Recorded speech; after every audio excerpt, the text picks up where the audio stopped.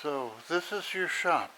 Yeah, so this space right here is for putting stuff together. Like, you know, welding tables over there, but you know, I try to leave this spot open if there's sculpture happening or whatever project that's lately being finished up. So This is a railing for a porch. yeah, for a deck. So they wanted something that wasn't straight tubes. So we created some growth, and so on some of these things it's like, you know, you start with that,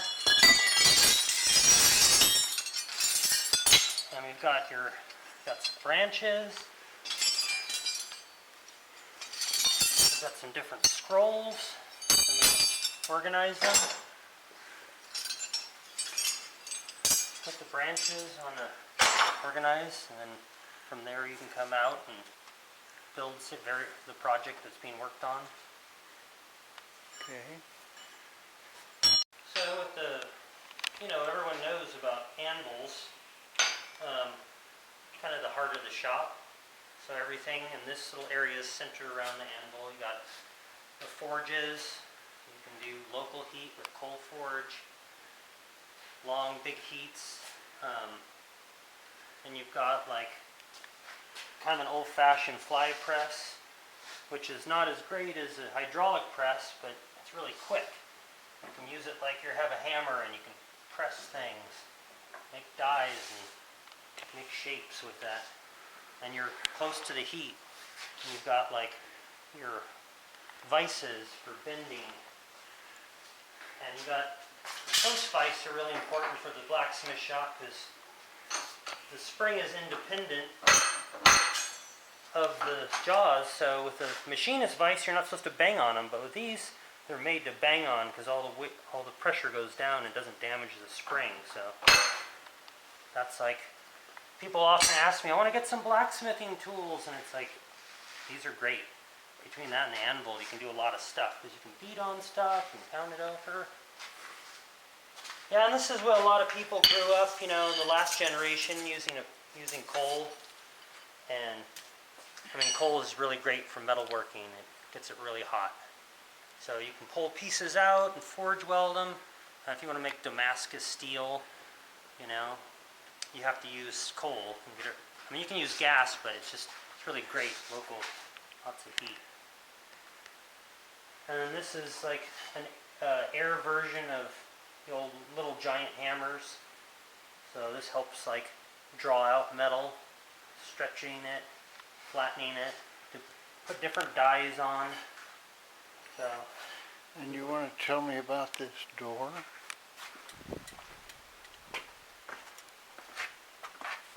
This was sort of like an old wooden door that I wanted to like make more fireproof, so I started coating it metal.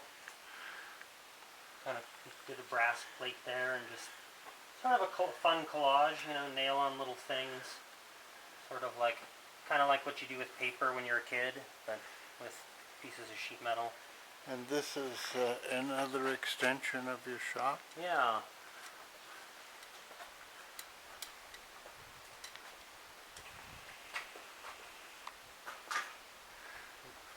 These tools, like for punching holes in metal, mostly sheet metal, and then rollers, brake, the notcher. This sander is really awesome. It's a wet sander. You can do glass with that.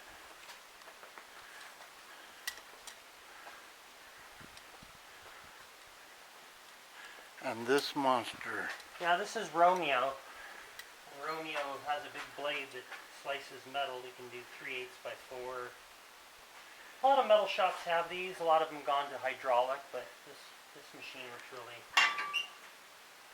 little notcher there, so it stays covered, a scissor there, and then a punch on the back. So, and that's a fun art tool. You can punch square holes and round holes and hexagons. It's like, you know, it's a really awesome punch triangle. You can't drill a triangle, so. Awesome.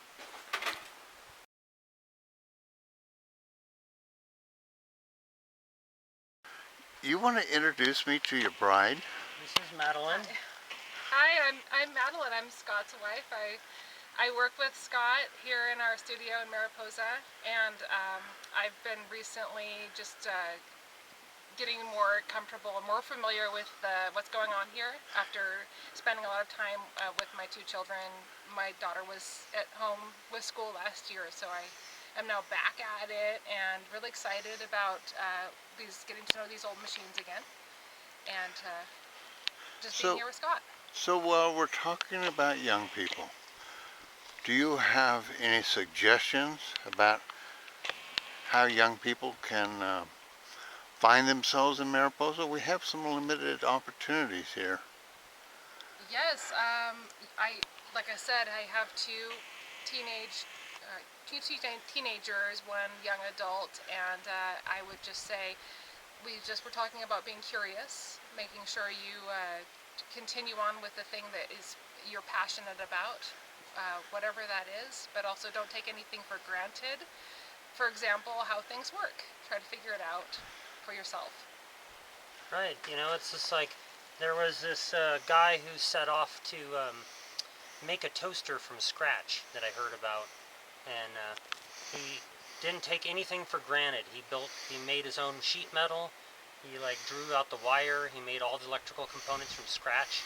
He fused the metal together, and it took him a year and a half to make a brand new looking toaster. But it was just kind of a crazy idea, but it gave him the advantage of it may not be a viable thing to make money at, but it's this idea that everything is made somewhere and you can do anything you want. And so it's like taking a little what's the term? Agency. Agency. Yeah. We're talking about agency. Yeah, taking a little bit of agency and going all right, well maybe this is, something I can tackle. Because it's you learn how to do drywall or plumbing or electrical, and then you kind of keep taking it to the new level. Also, I know this is something I think about as someone that's getting a little older, is preserving the old knowledge also, to think about why we have certain threads on certain kinds of fasteners, what they're good for, how to affix metal, what kind of, if you use glue or if you use welding or if you use tape. We used to talk about this a lot, what kind of adhesives are best for certain things, what holds things together. So, I really appreciate getting to know you. This was a great discovery on my part. And I'm going to be talking to you some more. But first I have to finish this video up and get it posted so the rest of the world, my world, can know what I discovered. All right. You have a great day, and I appreciate your time.